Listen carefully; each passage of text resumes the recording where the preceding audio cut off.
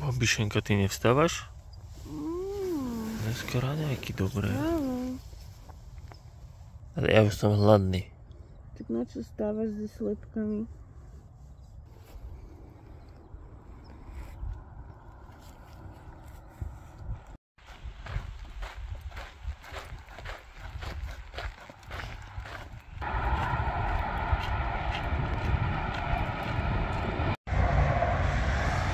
Nikdy by som to nepovedala, ale teším sa.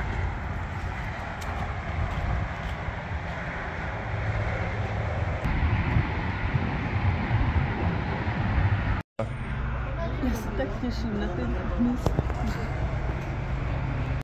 Dobré ránko dnes nebude.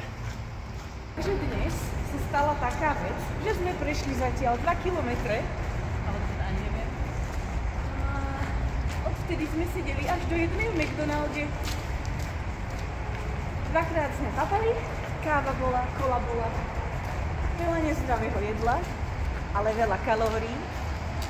No a teraz po obede ideme vyšlapať nejakých 1100 výškových, perfektné rozhodnutie na obed, keď začal fúkať silný veter. A musíme prejsť nejakých 23 km, keďže tu voda. A to je všetko.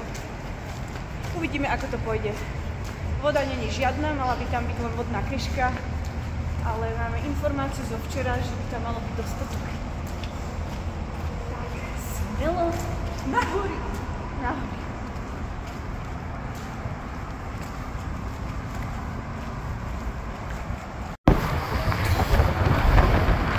Mám v hube prach. No, keď idete skrz krajinu, nejdete len po pekných výhľadoch, romantických západoch slnka, ale napríklad aj kanálom.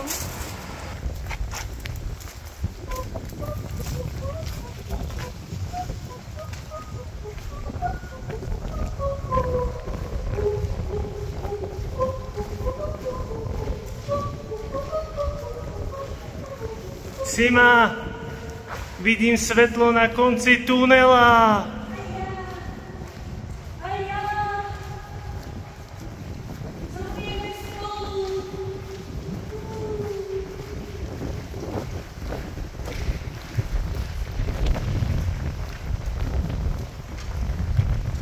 Oh no.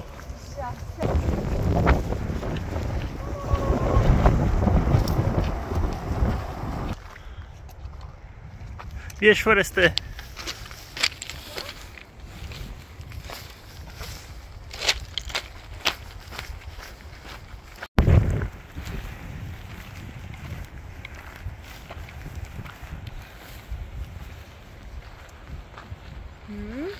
Nejde vláčiť.